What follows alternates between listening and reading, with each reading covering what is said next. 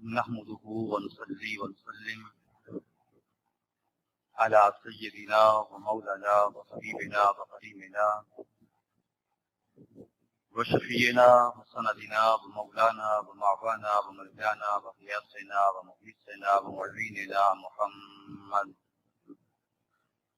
وعلى آله الطيبين الطاهرين وأصحابه الكرام وأزواجه وذريته وأهل بيته أجمعين. أما بعد فأعوذ بالله من الشيطان الرجيم. بسم الله الرحمن الرحيم. مرج البحرين يلتقيان بينهما برزخ لا يبغيان فبأي آلاء ربكما تكذبان. صدق الله مولانا وصدق رسوله النبي الكريم الرؤوف الرحيم. ونحن ذلك لمن الشاهدين والشاكرين والصابرين والعابدين والحمد لله رب العالمين. إن الله وملائكته يصلون على النبي يا أيها الذين آمنوا صلوا عليه وسلموا تسليما. اللهم صل على سيدنا ومولانا محمد وعلى آله وصحبه وبارك وسلم. تمام بھائیوں سے التماس ہے بارگاہ رسالت مآب میں باوز بلند درود و سلام ہدیہ پیش کریں. الصلاۃ والسلام علیک یا رسول اللہ،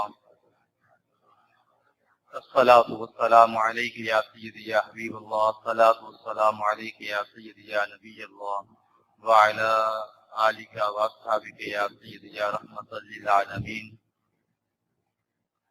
حمد و ثنا رب ذوالجلال کے لیے جس نے ساری کائنات کو خلق فرمایا ہے، جس نے کن کہہ کر عدم وجود سے وجود عطا فرمایا، جس نے یہ سب کچھ حبیب کبریا صلی اللہ تعالی علیہ وآلہ وسلم کے وسیلہ سے، ان کے صدقے سے یہ ساری کائنات کو خلق فرمایا.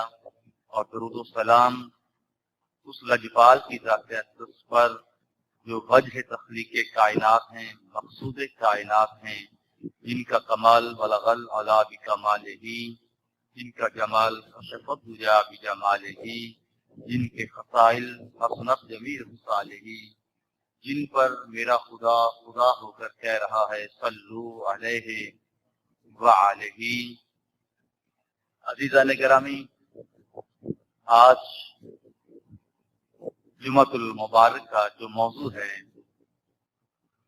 وہ اس عظیم ہستی پر گفتگو کرنے جا رہا ہوں جو کائنات کی بھی جان ہے اور خود محبوب خدا کی بھی جان ہے. خدا کی محبوب ہیں مصطفیٰ اور مصطفیٰ کے محبوب ہیں حسین ابن علی.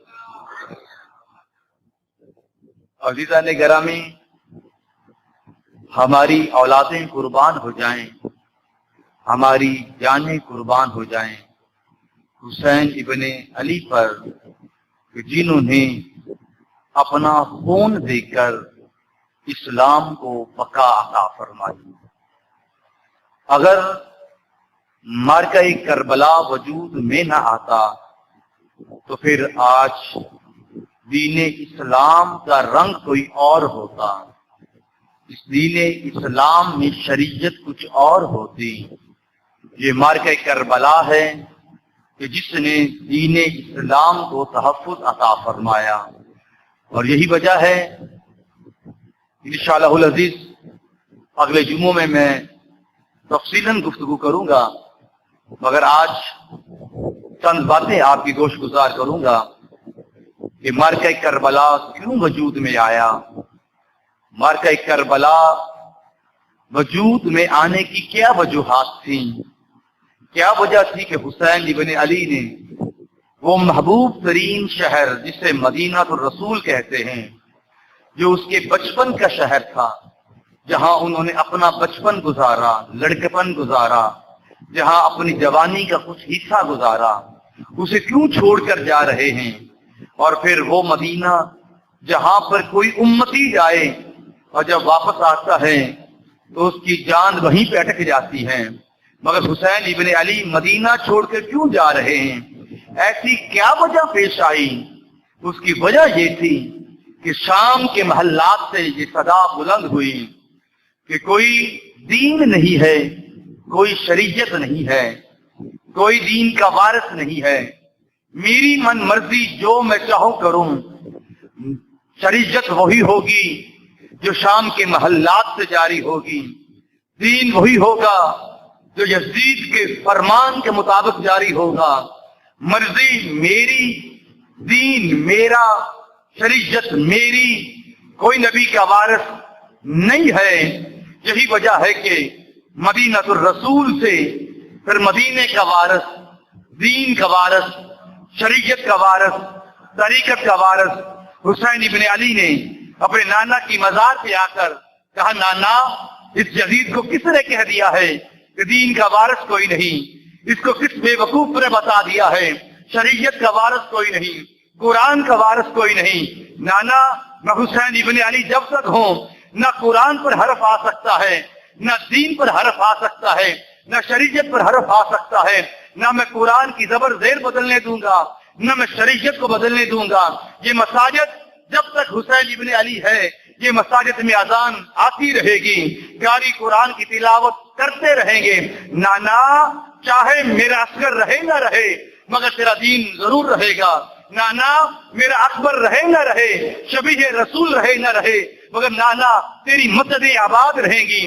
نانا چاہے اونو محمد رہے نہ رہے، زینب کی گود اجڑ جائے، مگر نانا تیرا قرآن پڑھا جاتا رہے گا۔ نانا میرا خون جاتا ہے تو چلا جائے، میرے جسم پر گھوڑے دوڑتے ہیں تو دوڑ جائیں، میرا جسم مٹی سے مل جائے مجھے کوئی پرواہ نہیں۔ نانا اگر تیرا حسین کبھی تیرے کندھوں پہ سوار ہوا ہے، وہ نانا تیرا احسان ادا کرتے ہوئے میدان کربلا میں حسین ابن علی گھوڑے سے گرے گا بھی اور اس کے اوپر گھوڑے بھی دوڑیں گے، مگر ان اللہ مع الصابرین، مگر میری زبان سے نہ کبھی شکوہ آئے گا نہ شکایت آئے گی۔ نانا تو نے میری خاطر اپنی نماز کو طول کر دیا، میں کربلا کی تب تبھی ریت پر تیرے دین کی خاطر سجدہ طویل کر دوں گا۔ ادھر سر کٹ رہا ہوگا مگر ادھر سجدے میں سر دبا پہ یہی سبحان ربی الاعلی کی صدا۔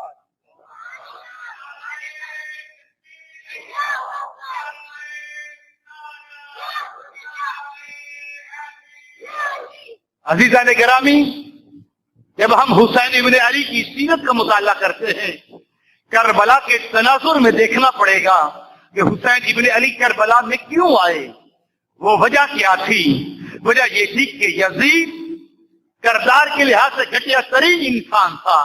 یزید زانی بھی تھا، یزید فاسق بھی تھا، یزید شریعت کا توڑنے والا بھی تھا۔ آج میرا موضوع یزید کے کردار نہیں ہے مگر چند الفاظ میں ضرور بیان کروں گا۔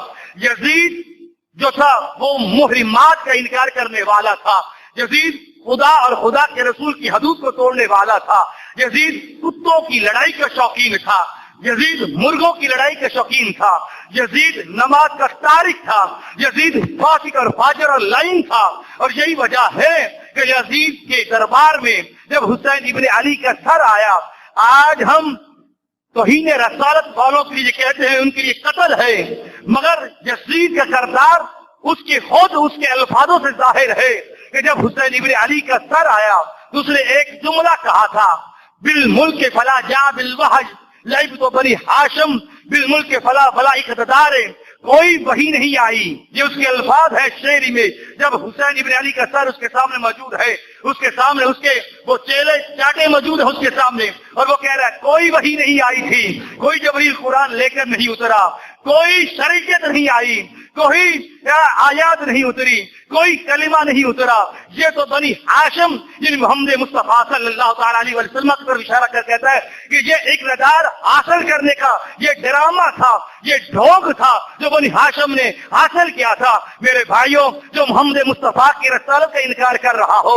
جو قرآن کا انکار کر رہا ہو، جو وحی کا انکار کر رہا ہو، جو شریعت کا انکار کر رہا ہو، پھر بھی اسے مسلمان کہنا یہ کہاں کا وجود ہے؟ عزیزان گرامی، یزید وہ ان لائن انسان ہے کہ جس نے قرآن کا انکار کیا، جس نے شریعت کا انکار کیا، جس نے محرمات کا انکار کیا، جس نے حدود اللہ کو توڑا، پھر اس کے بعد اس نے खाने काबा पर संगबारी की, फिर इसने मदीना तो रसूल में हमला करवाया। इसने 10,000 इसके हुक्म पर मदीना तो रसूल की 10,000 कबारी औरतों को हमला करवाया गया। इसने मदीना तो रसूल में रोज़े रसूल के साथ घोड़ों को बांधा गया।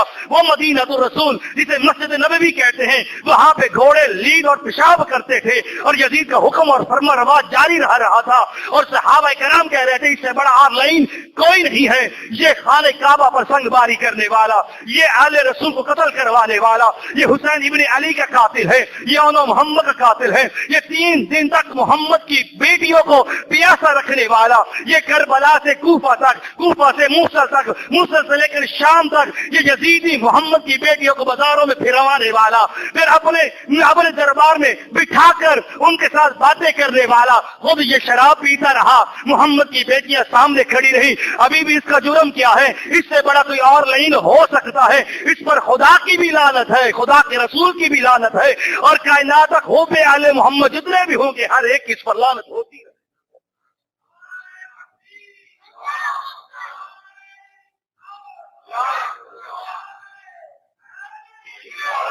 अजीजा ने गिरामी,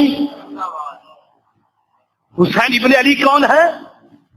शख्सियत हुसैन इब्ने अली देखिए, हसब, नसब, करदार।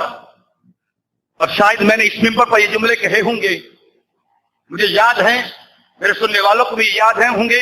मैंने ये कहा था हुसैन इब्ने अली को मकामे बुलंदी करबला की वजह से नहीं मिली। मकामे हुसैन की जो बुलंदी, जो रिफत और जो सरफराजी है, वो वाक़े करबला के बाद नहीं हुई।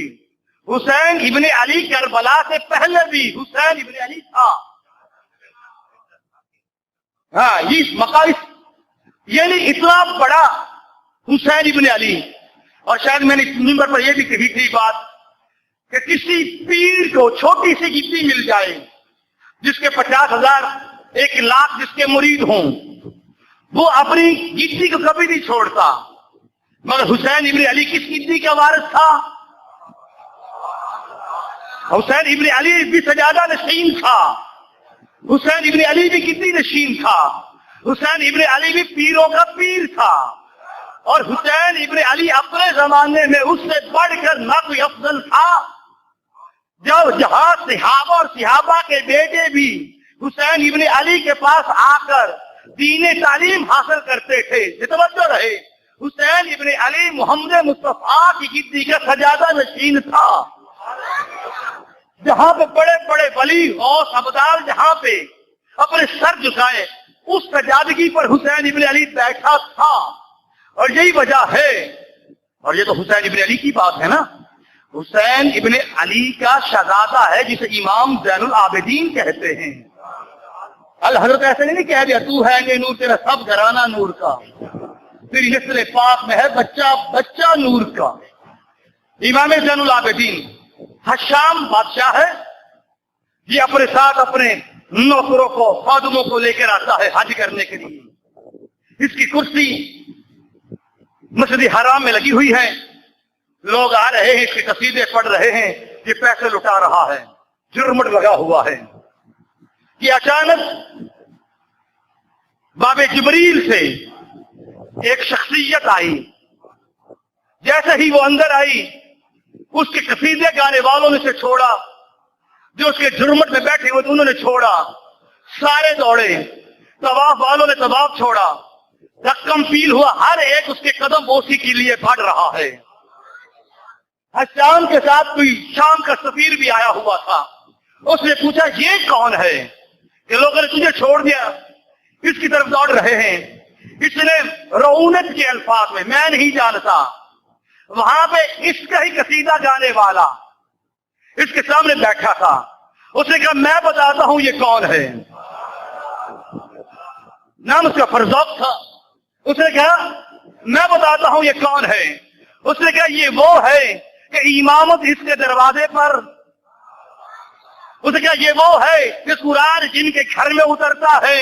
उसने कहा ये वो है कि सज्जो भी विलायत लेता इसके दरवाजे से लेता है। उसने कहा ये वो है कि शरीयत इनके दरवाजे पर नौकर बन के खड़ी है। اس نے کہا یہ وہ ہے کہ جس کی نانی کا نام زہرا ہے، جس کے دادے کا نام محمد ہے، باپ اس کا نام حسین ہے، خود اس کا نام علی ابن حسین ہے، زین العابدین اس کا لقب ہے، سید الساجدین اس کی کنیت ہے، جو بھی اس کے دروازے میں آتا ہے کبھی خالی واپس ہی نہیں آتا۔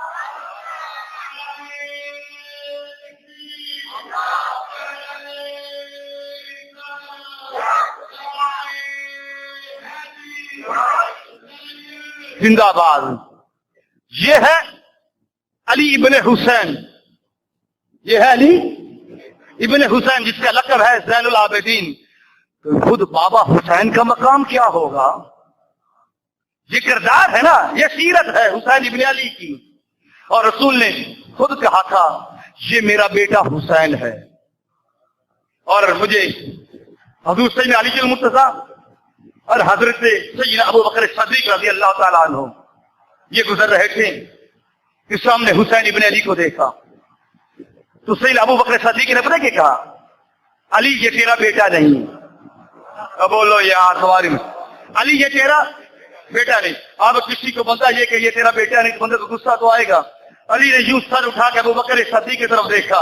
ابو بکر مسکرا کے کہنے لگے میں کیا کروں، میں نے خود رسول سے سنا ہے حسین علی کا بیٹا نہیں میرا بیٹا ہے۔ یہ حسین حسن میرا بیٹے ہیں۔ اور پھر رسول اب یہ دیکھیں آپ اپنے نواسوں سے پیار کرتے ہیں، مگر جب حسنین آتے تھے رسول پیار کے ساتھ ساتھ ان کو سونگتے تھے، سونگتے تھے۔ جب سیدہ زہرا نے کہا یا رسول اللہ سونگتے کیوں ہو؟ فرمایا حسنین میری خوشبو ہے، حسنین میری خوشبو ہے۔ اور رسول یہ نہیں فرمایا جس نے ان کو تکلیف دی اس نے مجھے تکلیف دی، جس نے ان سے محبت کی اس نے مجھ سے محبت کی۔ گھر ہے سیدہ ام سلمہ کا رضی اللہ تعالی عنہ، رسول کے ازواج محترمات میں بڑا مقام ہے جب سیدہ ام سلمہ کا۔ رسول گھر میں آیا اور فرمایا بیٹی زوجہ مجھے چادر اڑا دو۔ چادر دی گئی، تھوڑی دیر گزری، خاتون نے دو جہاں، خاتون نے کونوں مقام، فخر زہرا اور جو فخر مریم ہو جناب سیدہ زہرا چلتی ہوئی جناب سیدہ ام سلمہ کے گھر میں آئی اور آ کر کہتی ہیں مادر گرامی مجھے اپنے بابا کی خوشبو آ رہی ہے۔ فرمایا ہاں کدھر ہیں؟ میں اندر ہیں۔ جناب سیدہ زہرا کمرے میں جاتی ہیں، السلام علیکم یا ابا، بابا جان سلام ہو۔ فرمایا وعلیکم السلام یا فؤادی، اے میرے پھل، اے میرے پھل تجھے بھی سلام ہو۔ بابا اجازت ہو تو اندر آ جاؤں؟ اجازت ہے۔ لیٹ گئی بابا کے ساتھ۔ تھوڑی دیر گزری، مولا کائنات حیدر کرار علی جی المرتضیٰ گھر میں آئے اور کہنے لگے مجھے اپنے آقا کی خوشبو آ رہی ہے۔ فرمایا ہاں اندر ہیں۔ علی جی المرتضیٰ اندر چلے گئے۔ فرمایا السلام علیکم یا رسول اللہ، اللہ کے رسول آپ پر سلام ہو۔ فرمایا وعلیکم السلام یا امیر المومنین، امیر المومنین آپ کو بھی سلام ہو، اجازت ہو تو میں بھی آ جاؤں؟ بائیں جانب علی کو لٹا لیا۔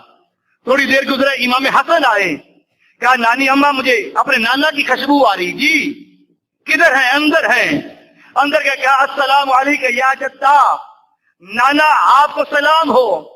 میں وعلیکم السلام یا ثمرتی وفؤادی، اے میرے دل کی ٹھنڈک، اے میرے پھل تجھے بھی سلام ہو۔ اور میں نے کہا تھا تاریخت اور تہذیب سیکھنی ہو تو آل محمد کے دروازے سیکھو۔ نانا ہو کر کتنے مہذب لفظوں سے اپنے بیٹے کو بلا رہا ہے۔ کہا نانا اجازت ہو تو میں بھی آ جاؤں؟ بیٹا آ جاؤ۔ اپنے سینے پر لٹایا۔ تھوڑی دیر گزری، حسین ابن علی آئے، کہا نانی السلام علیکم۔ وعلیکم السلام، نانی خوشبو آ رہی ہے؟ ہاں اندر ہیں۔ نانی میں اندر چلے گئے۔ کہا نانا اجازت ہو تو میں بھی آ جاؤں؟ آ میری آنکھوں کی ٹھنڈک تو بھی آ جا۔ اسے بھی سینے سے لگا لیا۔ لوگ کہتے ہیں یہ پاکستان پاک کہاں سے نکلے ہیں، یہ پاکستان پاک کہاں سے نکلے ہیں؟ یا قرآن میں حدیث میں موجود ہے؟ امام فخر الدین رازی دیکھ لیجئے، جامع البیان دیکھ لیجئے، جتنی مرضی حدیث کی تفسیر ہے آپ کی مرضی دیکھ لیجئے۔ ایک محمد، دوسرا علی، تیسری فاطمہ، چوتھا حسن، پانچواں ہو گیا 5 ٹن. یہ اوپر جب لے لیا فرمایا کیا کہا؟ طہارت کہاں سے آئی؟ کہ اللہم ہاؤلائی اہل بیتی فاذہب عنکم الرجس ویطہرکم تطہیرا. اللہ یہی تو میری آل ہے، یہی تو میری اہل ہے، یہی تو میری اولاد ہے، بس ان کو پاک کر، بس ان کو پاک کر جیسے پاک کرنے کا حق ہے. راوی لکھتا ہے فوراً آیت اتری انما یرید اللہ لیذہب عنکم الرجس اہل البیت ویطہرکم تطہیرا. اللہ تو چاہتا ہی یہی ہے انہیں رجس سے دور رکھے اور ایسے پاک کرے جیسے پاک کرنے کا حق.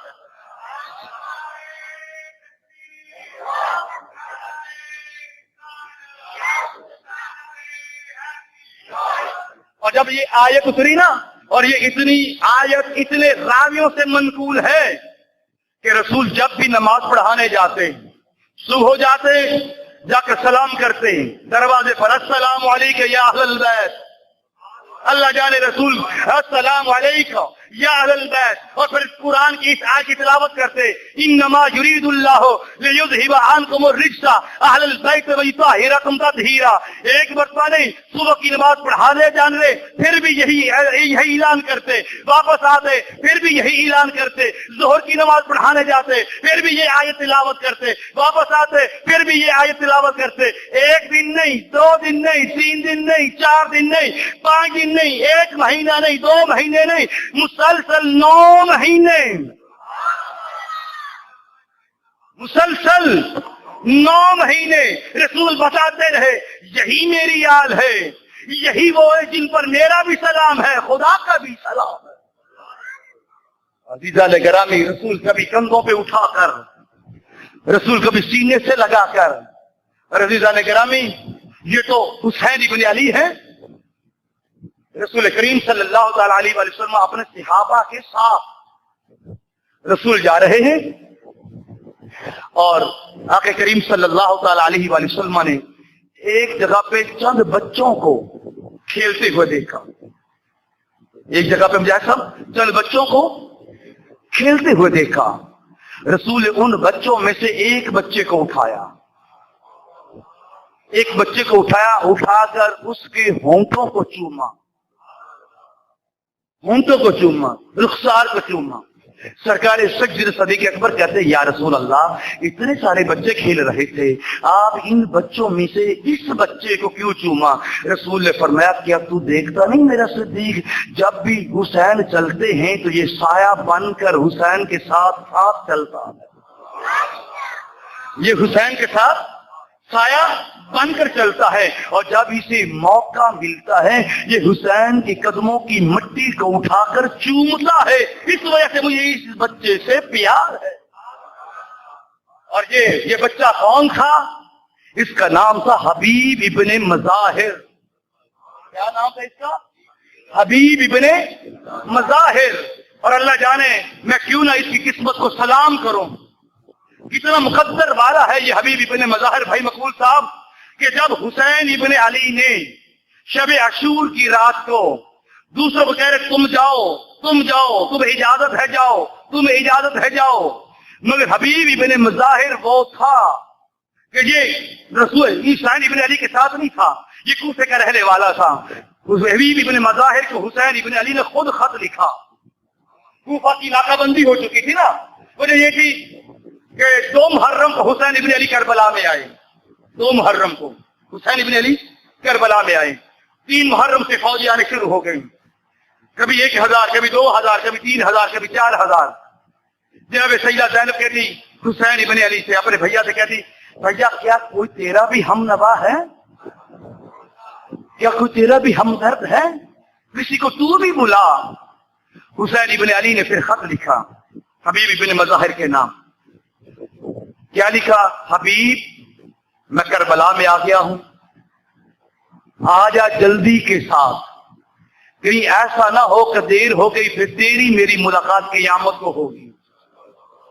یہ خط لکھا. کتنا میں نے کہا میں قربان جاؤں حسین، اور میں مقام کربلا میں 2 ایسے آدمیوں کو سلام پیش کرتا ہوں، ہیں سارے ہی سلام والے، ایک حر یہ قسمت کی بات ہے. ایک حبیب ابن مظاہر، ٹھیک ہے، خط لکھا اپنے قاصد کو دیا، جاؤ جلدی سے جاؤ. یہ کوفے پہنچا، ناکہ بندی ہے، اور یہ چھپتا چھپاتا حبیب ابن مظاہر کے دروازے پہ پہنچا، دروازہ کھٹکھٹایا، ناکہ لگا ہوا، کرفیو نافذ ہے کوفہ میں. حبیب ابن مظاہر نے اندر سے پوچھا کون؟ اس نے کہا میں حسین ابن علی کا قاصد ہوں، میں حسین ابن علی کا قاصد ہوں. اس نے فوراً دروازہ کھولا، اسے اندر بلا لیا، دروازہ بند کر دیا. اب خط پڑھا، خط پڑھتے ہی حسین حبیب ابن مظاہر کانپا. اب اسے پتا تھا کہ کوفہ کے کیا حالات ہیں. اس کی بیوی نے پوچھا کون آیا ہے؟ اس نے کہا حسین ابن علی کا قاصد آیا ہے. اس نے کہا کیا وجہ؟ اس نے کہا حسین ابن علی کو کوفی اور شامیوں نے کربلا میں گھیر رکھا ہے. اب اس نے پوچھا پھر تیرا کیا ارادہ ہے؟ دوست ہے نا، پتا ہوتا ہے کہ کچھ بیوی ایسی ہوتی ہے جو راز افشا نہ کر دیں. کہ لگا بوڑھا ہوں میں، اس کا دل لے رہا تھا نا، بوڑھا ہوں میں کیسے جاؤں گا وہاں پہ لڑنے کے لیے. بیوی جو تھی وہ تڑپی لیکن کچھ کہہ نہ سکی. تھوڑی دیر کے بعد پھر چلے گی، پھر تو نے سوچا ہے؟ کہ لگا میں بوڑھا ہوں، میں اکیلا ہوں، میرے پاس کوئی چیز نہیں، میں وہاں پہ لڑ کر کیا کروں گا. اللہ جل اب جملہ سنیے گا جو تاریخ میں لکھا ہوا ہے. یہ حبیب ابن مظاہر کی بیوی کو قریب آئی، اپنا سر کا دوپٹہ اتار کر، چوڑیاں اتار کر کہتی ہے حبیب یہ چوڑیاں تو پہن لے، دوپٹہ سر پر رکھ، تو یہاں پر رہ، میں جاتی ہوں حسین ابن علی کی مدد کے لیے. اسے کہا تو بڑھیا، تو کیا جا کے کرے گی؟ اسے کہا کچھ نہیں کروں گی، مگر جو تیر حسین ابن علی کی طرف آئے گا وہ اپنے سینے پہ کھا لوں گی. اس نے قریب آیا، اس نے کہا بس میں تیرا ذہن لے رہا تھا، ہو میرا دوست، میں چھوڑ جاؤں؟ حبیب ابن مظاہر نے اپنی تلوار لی، اپنے نوکر کو تلوار دی، اس کو باہر لے کے چلا جا، اور باہر شہر میں باہر جا کے میرا گھوڑا بھی لے جا. اگر کوئی تجھ سے پوچھے کہ تو کدھر جا رہا ہے تو کہنا میں کسی کام پہ جا رہا ہوں. یہ باہر نکلا، گھوڑا لے کر باہر چلا گیا. حبیب ابن مظاہر پھر چھپتا چھپاتا وہاں پہ آیا. وہاں پہ اس نے ایک عجیب منظر دیکھا کہ حبیب ابن مظاہر کا جو نوکر ہے وہ اب گھوڑے کے درمیان اپنے ہاتھ ڈال کر اس کو جلو میں لے کر گھوڑے سے باتیں کر رہا ہے. دیکھ حسین ابن علی پر کیسا وقت آ گیا ہے کہ اب حسین ابن علی خط لکھ کر ہم کو بلا رہا ہے. کاش میں بھی کربلا میں ہوتا، حسین ابن علی پہ قربان ہو جاتا. جب حبیب ابن مظاہر نے یہ بات سنی نا تو فرمایا جا میں نے تجھے آزاد کیا. وہ کہنے لگا آقا پوری زندگی اپنے ساتھ رکھا، جب جنت میں جا رہے ہو مجھے جدا کر رہے ہو.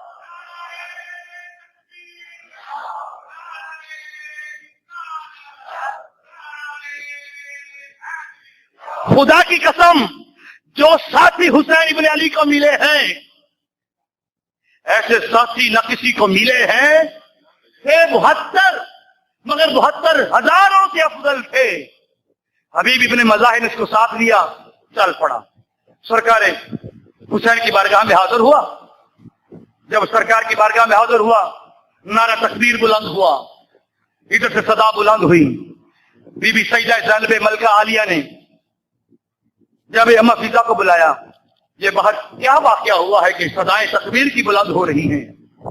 جناب بی بی فضا کہنے لگی کہ پتہ چلا ہے کہ حسین کا ساتھی حبیب ابن مظاہر آیا ہے. جب یہ جملہ سنا نا بی بی فضا کو بلایا اور بلا کر کہا جا کر حبیب سے کہنا کہ زہرا کی بیٹی تجھے سلام کہتی ہے، زہرا کی بیٹی تجھے سلام کہتی ہے.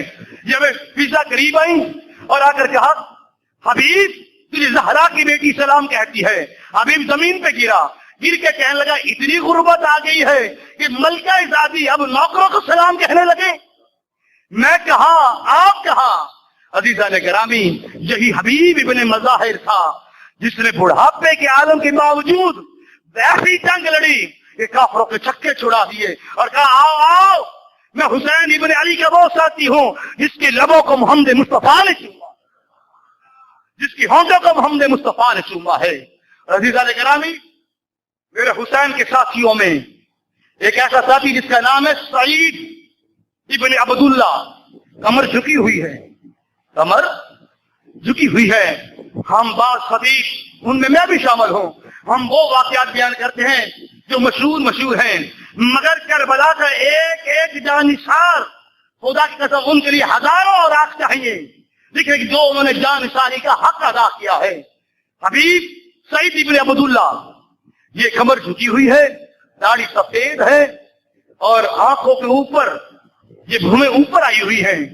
یہ سرکار کی بارگاہ میں آیا، کہنے لگا حضور مجھے بھی اجازت دیجیے میں بھی جنگ جا کے لڑوں۔ سرکار حسین ابن علی کہتے ہیں سعید تیری بھومیں آنکھوں کے اوپر آ چکی ہیں، تیری داڑھی سفید ہے، بڑھاپے کا عالم ہے، تیری کمر جھکی ہوئی ہے، تو کیا جنگ کرے گا؟ اسی وقت صدائے اذان بلند ہوئی، اللہ اکبر اللہ اکبر۔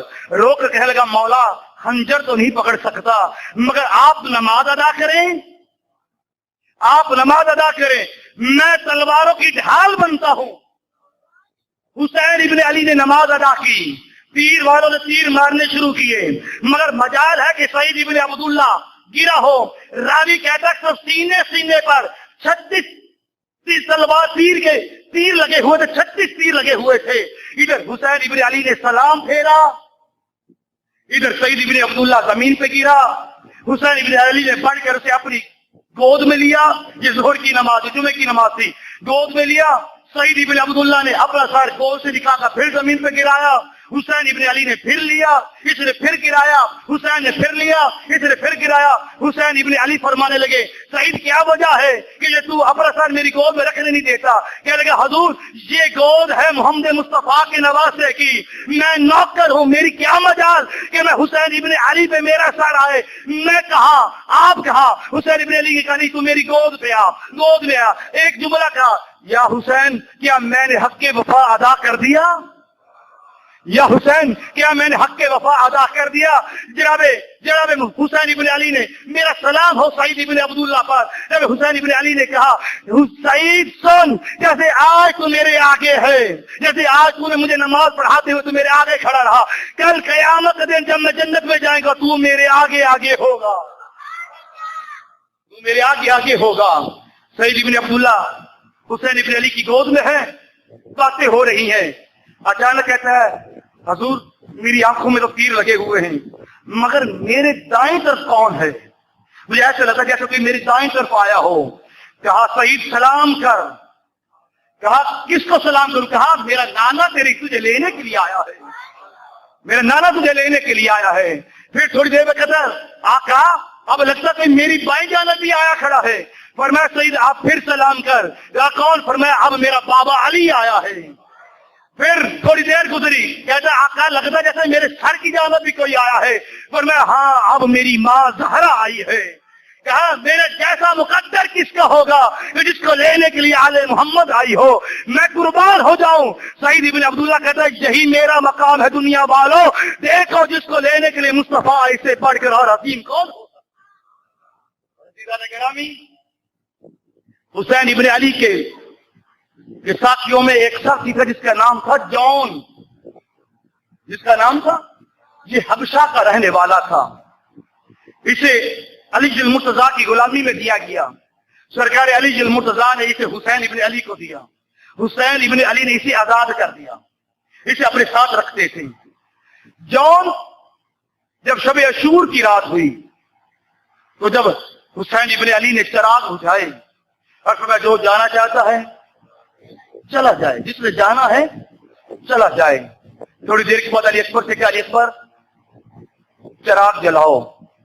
جب چراغ جلایا تو جو جہاں بیٹھے تھے پتہ ہے سامنے تلواریں تیز ہو رہی ہیں، تیروں کو تیز کیا جا رہا ہے، خنجروں کو زہر میں بھگویا جا رہا ہے، مگر قربان جاؤں دوست کو دوست چھوڑ جاتا ہے جب سامنے موت دیکھتا ہے، اولاد چھوڑ جاتی ہے۔ حسین ابن علی خود کہہ رہے جاؤ، سارے کے سارے وہیں بیٹھے ہیں۔ کہ علی اکبر جی بابا جان چراغ دوبارہ بجھا دو۔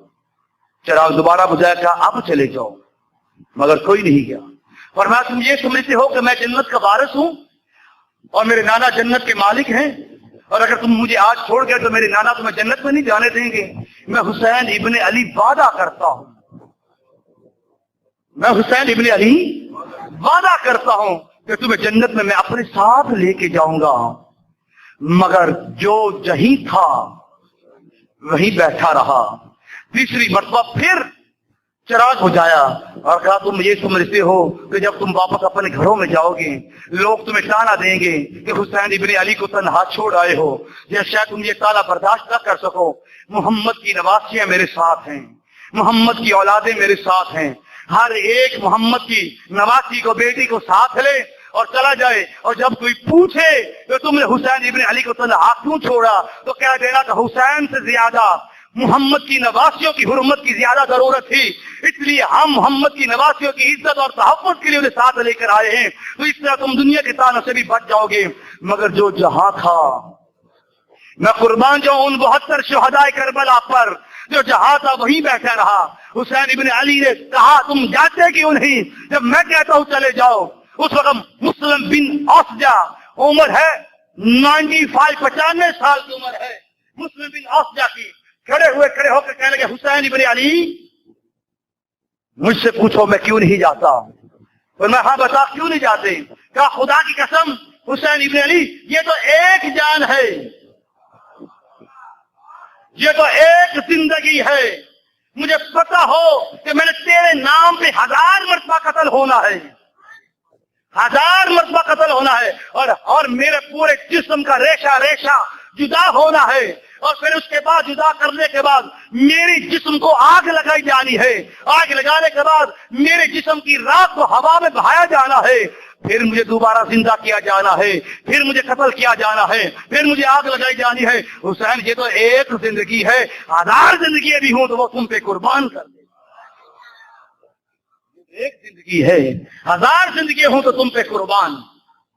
پھر ادھر سے جون کھڑا ہوا, جناب جون, اور میں لگے حسین ابن علی مجھے اجازت ہے کہ میں تیری بارگاہ میں جملہ کہوں. تو میں پوچھ کہہ لگے حسین ابن علی پھر مجھے یہ پوچھ تو صحیح, اگر میں تجھے چھوڑ کر جاؤں گا تو پھر جاؤں گا کہاں, جب میں تجھے چھوڑ کے جاؤں تو پھر جاؤں گا کہاں.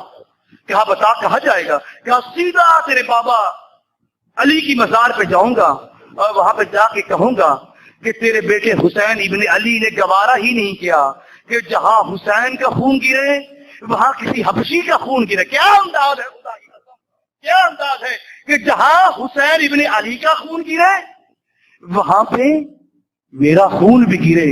جب حسین نے یہ سنا قریب بلایا, قریب بلا کر ہونٹ چومے,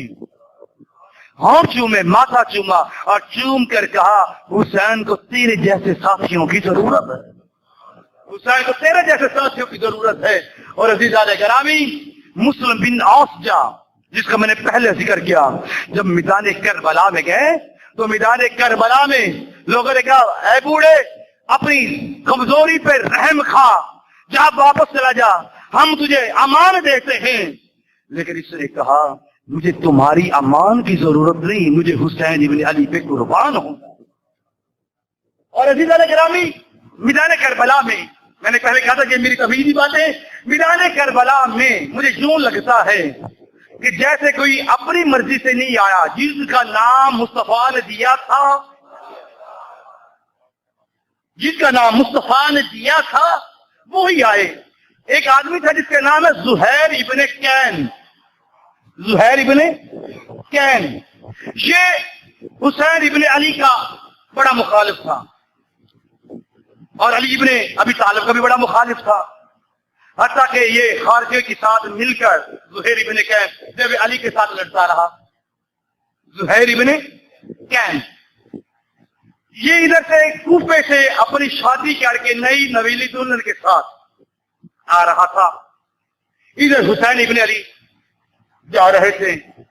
حتیٰ کہ اس نے شام ہوئی, اس نے اپنا خیمہ بھی حسین ابن علی کے خیمے کے ساتھ نہ لگایا, اسی دل میں عداوت کی اس نے اپنا خیمہ دور لگایا.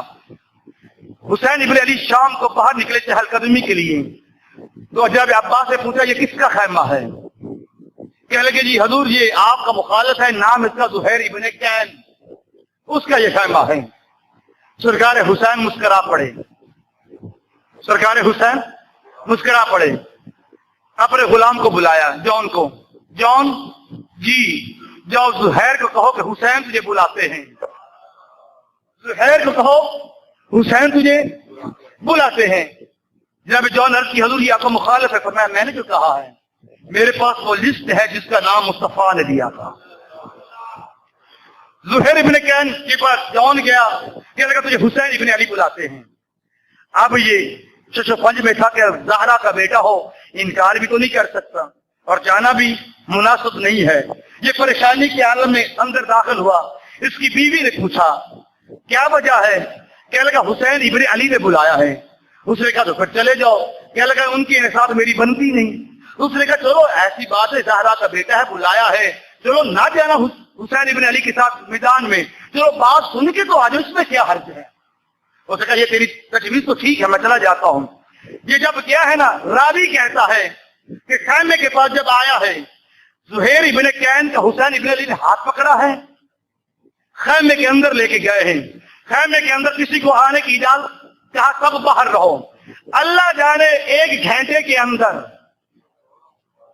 जब जा रहा था, मुकम्मल दुश्मन हुसैन था, लेकिन जब खैमे से बाहर निकला, मुकम्मल हुसैनी निकला। ये नहीं पता कि हुसैन ने क्या कहा, इसने क्या सुना, तारीख खामोश है। मगर जब बाहर निकला, वापस आया, आकर कहता अपनी बेगम से मैं तुझे तलाक देता हूं। उसने कहा क्या क्यों? क्या मैं हुसैन पर कुर्बान होना चाहता हूं। ये भी नहीं कि इक़्तिदार मिल रहा हो इसलिए छोड़ा हो, क्या मैं हुसैन इब्न अली पे कुर्बान होना चाहता हूं। उसने कहा मुझे तलाक ना दे, जब तक जहन्नमी था, जब तक जहन्नमी था मुझे साथ रखा, अब जन्नती हो रहा है, मुझे छोड़ रहा है। इसे कहा चल फिर तू वापस कूफे चली जा।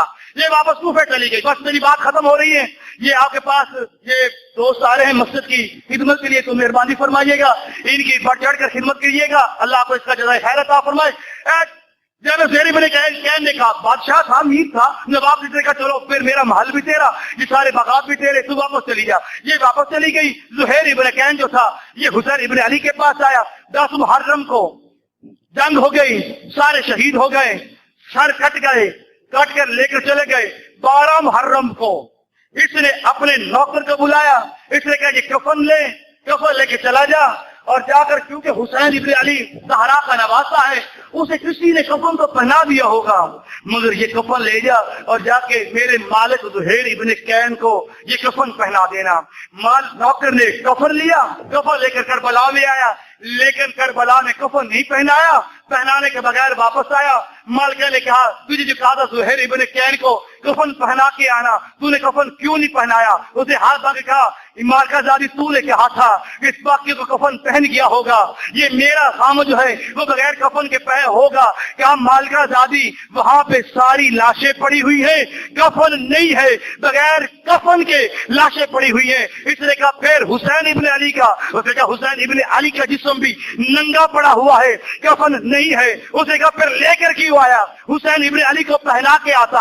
आज बाकी कहता है आकाज़ादी बात यह है, किसी की भी लाश को पहचानने के लिए या उसके लिबास से पहचाना जाता है, या उसकी सर से पहचाना जाता है, या जिस्म की किसी शराख से पहचाना जाता है। उसने कहा ज़ुहैर की लाश तो मौजूद थी मगर सर न था, मगर हुसैन इब्न अली इतना मजलूम था, न सर था न जिस्म पे कपड़ा था, जिस्म था मगर घोड़ों की टापों के साथ इतना लपेट दिया गया था, इधर की पसलियां इधर थी, इधर की पसलियां इधर थी, जिस्म के साथ मट्टी के साथ हुसैन इब्न अली का जिस्म वहां पे मिल चुका था। पता नहीं लगता था जिस्म कौन है, हुसैन इब्न अली का जिस्म कहाँ है, हुसैन इब्न अली कहाँ है।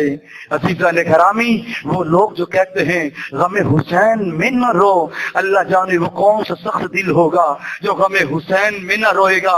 वो कौन सी आंखें हैं जो गमे हुसैन में नहीं रोती। अज़ीज़ान घरामी, मेरे भाइयों, बस आखिरी बात करके आपसे इजाजत चाहता हूँ। जनाब सईदा उम्मे सलमा का घर है। बीबी फरमाती है कि थोड़ी देर गुजरी, आके करीम मेरे घर में तशरीफ लाए।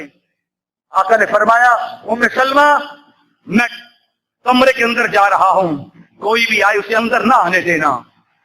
तिरमिज़ी शरीफ की रिवायत है, इब्न हब्बान इसे रिवायत किया है, रबी हाशमी इसे रिवायत किया है, मुक़्तदर उलमा ने इस रिवायत किया है कि थोड़ी देर गुजरी, 4 साल का शहजादा हुसैन इब्न अली खरामा खरामा चलते हुए नानी के घर में आए। नानी जान, मेरे नाना आए हैं? कहा हाँ बेटा आए तो हैं। کہا نانی میں پھر اندر جا رہا ہوں. کہا تیرے نانا نے روکا ہے کہ کوئی بھی آئے اسے اندر نہ آنے دینا.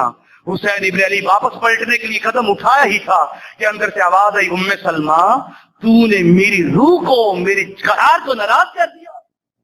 آقا آپ نے خود ہی تو کہا تھا کہ اندر نہ آئے. کہا وہ اور ہیں جن کے لیے روکا ہے, یہ تو میرا شہزادہ ہے, اسے اندر آنے دو. ام سلمہ فرماتی حسین ابن علی اندر گئے, دروازہ بند ہو گیا, مجھے نہیں پتا اندر کیا ہوا. تھوڑی دیر کے بعد مجھے مصطفیٰ کریم آقا کریم کی رونے کی آواز آئی. ام سلمہ باہر بیٹھی ہیں, آقا کریم اندر ہے, رونے کی آواز آئی. میں نے طرف کا دروازہ کھولا تو میں کیا دیکھتی ہوں, حسین ابن علی آقا کے سینے پر سوئے ہوئے ہیں, آقا کی آنکھوں سے آنسو بہ رہے ہیں, ریش مبارک داڑھی مبارک ساری کی ساری آپ کی آنکھوں سے آنسو سے بھیگ گئی ہے. میں نے کہا یا رسول اللہ آپ کس چیز نے رلا دیا, آپ کیوں رو رہے ہیں؟ اور میں ام سلمہ میں اپنے شہزادے سے پیار کر رہا تھا کہ جبریل امین اترے اور کہا یا رسول اللہ آپ حسین سے پیار کرتے ہیں؟ میں نے کہا میں ساری کائنات سے زیادہ حسین سے پیار کرتا ہوں. تو کہا گیا یا رسول اللہ آپ کا یہ شہزادہ کربلا میں قتل کر دیا جائے گا. میں نے پوچھا کس جرم کی وجہ سے؟ کہا ہو آپ کا نواسا کوئی جرم ہو, یہ اسلام کی خاطر اسے شہید کر دیا جائے گا.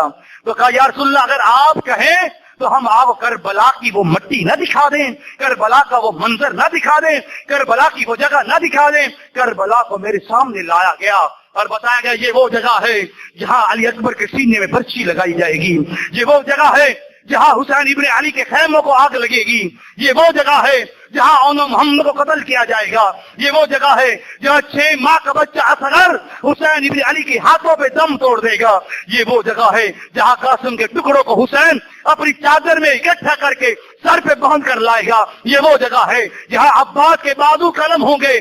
مجھے یہ سارا منظر دکھایا گیا ہے اور آخر میں یہ جگہ دکھائی گئی, یہ وہ جگہ ہے جہاں حسین ابن علی سر سجدے میں رکھا ہوگا اور شیمر اوپر خنجر چلا رہا ہوگا. ام سلمہ میں نے وہ منظر دیکھا ہے, مجھ سے برداشت نہیں ہو سکا, میں رو پڑا ہوں اور فرمایا ام سلمہ جبریل نے مجھے یہ مٹی دی ہے, یہ مٹی, اور کہا ہے یا رسول اللہ جب یہ مٹی سرخ ہو جائے تو سمجھ لینا کہ حسین ابن علی کربلا میں شہید ہو گئے ہیں. ام سلمہ میری ساری ازواج کربلا سے پہلے وفات پا جائیں گی مگر تو زندہ رہے گی, یہ مٹی سنبھال کے رکھ لینا.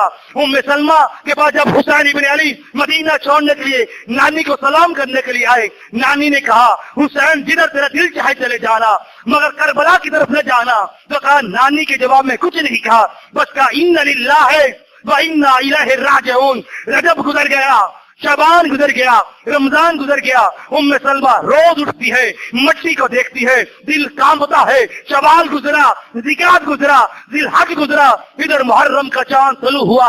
ام سلمہ کہتی میری بےقراری بڑھتی گئی, صبح اٹھتی ہوں مٹی دیکھتی ہوں, شام کو اٹھتی ہوں مٹی دیکھتی ہوں, سونے لگتی ہوں مٹی دیکھتی ہوں. 2 محرم 3 محرم کہتی 10 محرم کو میں جمعے کی نماز کے بعد سوئی, میں نے خواب میں کیا دیکھا, یہ محمد مصطفیٰ میرے خواب میں آ گئے. سر سے امامہ کھلا ہوا ہے, سر میں مٹی پڑی ہوئی ہے, آنکھوں سے آنسو بہ رہے ہیں اور سرکار کا دامن جو ہے وہ گرد و غبار سے آلودہ ہے. میں نے کہا یا رسول اللہ یہ کیسا منظر ہے, یہ کیا واقعہ ہے, یہ کیسے ہو گیا؟ میں ام سلمہ تو مدینہ میں سو رہی ہے, کربلا میں میرا حسین شہید ہو گیا ہے. یہ میرے پاس شیشی ہے جس میں حسین ابن علی کا خون لے کر آ رہا ہوں. کل قیامت کے دن اللہ کی بارگاہ میں میں اپنے نواسے کا حساب لوں گا. ان للہ وَإِنَّا إِلَيْهِ راجعون. قتل حسین اصل میں مرگ یزید ہے, اسلام زندہ ہوتا ہے ہر کربلا کے